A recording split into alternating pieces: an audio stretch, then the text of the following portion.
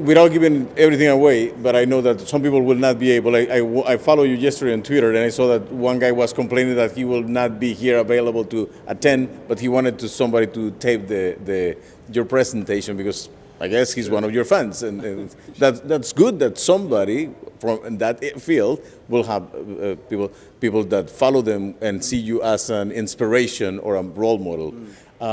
But what can you tell us about, like, for the people who will not be able to share this space or have more knowledge about what you're trying to do now? What will be you talking about specifically? Well, what I plan on encouraging entrepreneurs and creatives to do is, in whatever field they're in, to share their stories, because their stories give them permission, they give them authority, and the ability to not only empathize, not only understand another person's way of life, but also to develop compassion, that willingness to suffer alongside, right? To not just look at something and feel bad for them, but to change our behavior so that we can then help. And so my hope is that we can create change through sharing our testimony, sharing our stories. And that's what ultimately my message is here in Tijuana, is we'll change the world if we share our stories.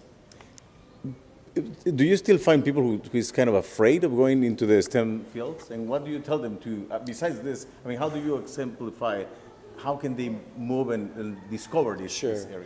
Well, I've learned in this experience that you can't do this alone.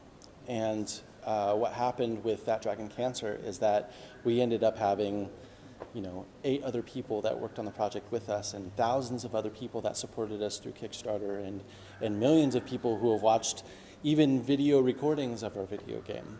And so in that regard, I think that what I would encourage people to do is not go it alone, to find other people that are willing to pick up this idea and pick up your story and be committed to seeing it through, to tell.